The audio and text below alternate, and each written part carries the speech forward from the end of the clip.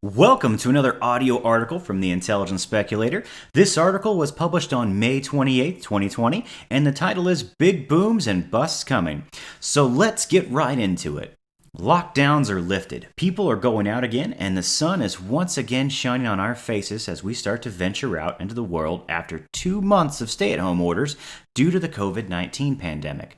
And as we begin to get back to life that was put on hold, there has been a lot of trepidation on how things will play out from here and what it means for society and world economies.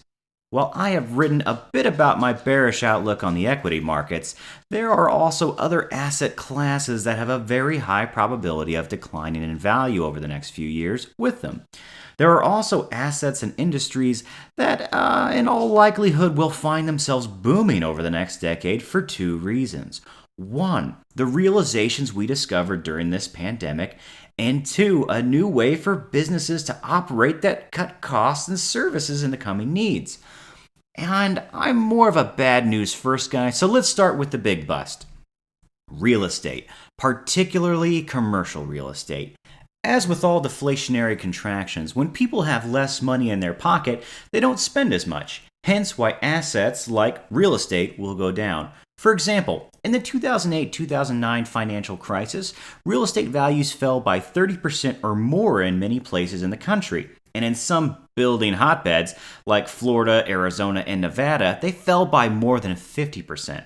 The real estate market as a whole wouldn't recover to its 2006 highs until a decade later in 2016, but only in nominal terms. If you include inflation, 2016's values were still about 20% less than its peak valuations. It wasn't until the past 2 years that values started to meet and exceed previous highs when adjusted for inflation. And since we have even a steeper economic contraction coming than what we saw in 2008, it's very likely that real estate values in general will go through a very steep decline that could take 15 to 20 years before they recover to their original highs. So a buy and hold strategy for real estate may not be the best move with what's coming.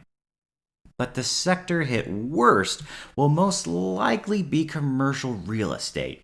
That asset class is going to get a double whammy from both the flow of business bankruptcies that are sure to follow and a new way of working that has come from the COVID-19 pandemic.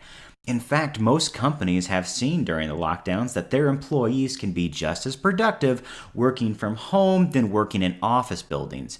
For businesses that are looking to cut costs due to falling sales, renting out large office spaces will be the first thing they deem as unnecessary overhead expenses, and cut it. And as I have always said, when you have more sellers than buyers, reduced rental rates on commercial real estate will be remediated or leases will be ended altogether. That will cause a large fall in rent, which will depreciate the value of those properties. In other words, real estate, particularly commercial real estate, is not an asset class I would wish to be holding right now. But enough of this negative Nancy talk. Let's talk about the coming big boom. SaaS and online companies, particularly in healthcare. SaaS stands for Software as a Service. And as I have discussed previously, as companies and individuals are looking to cut costs in the coming recession, they will revert to more online methods that cut down on travel, commuting, and office space expenses. We have already seen the boom of Zoom and how it went from a relatively unknown virtual meeting SaaS company to exploding with paying subscribers. That trend will continue as more and more businesses and people will realize it will not only save our money, but more importantly, it saves our time. And then you have online retailers like Amazon that saw a huge spike in sales as a result of people not going out due to the COVID-19 and shopping restrictions. And it wasn't just Amazon. Most e-commerce companies with a decent-sized customer base saw a surplus of sales that, for many of them, beat past sales records. According to many psychologists, human beings take around 30 to 60 days to form new habits. Having been in lockdown and a new normal or 2 to 3 months, our behaviors as a society will lean to doing as much work/buying online as possible in order to reduce our exposure to potential harm in the outside world. So how will this affect our healthcare system?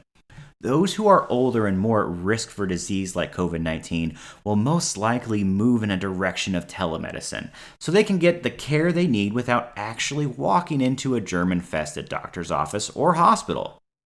We also have to consider the 10,000 baby boomers turning 65 every day. As they age, they will need to start selling stocks and real estate, increasing the pressure on those busts so they can move their money to keep them healthy and alive for as long as possible, accelerating the boom on healthcare and SaaS companies, supporting the healthcare industry. So, whether you're an entrepreneur, employee, or investor, I would be taking a hard look at what virtual companies you can start, work for, or invest in, and if they're going to have significant demand from the marketplace in the coming years and decades. What are some of the companies I'm looking at that could dominate market share in this changing world? Well, that's a story for another day. Stay tuned. Thank you for tuning in to another audio article. If you would take a minute to like and subscribe, we would appreciate that. And hit the bell icon if you would like to be notified when new episodes are available. If you would like to learn more from the Intelligent Speculator, feel free to join our exclusive Facebook group and interact with Lathan Fritz, the Intelligent Speculator himself. Or keep up to date with us on Instagram, Facebook, and Twitter. Good day.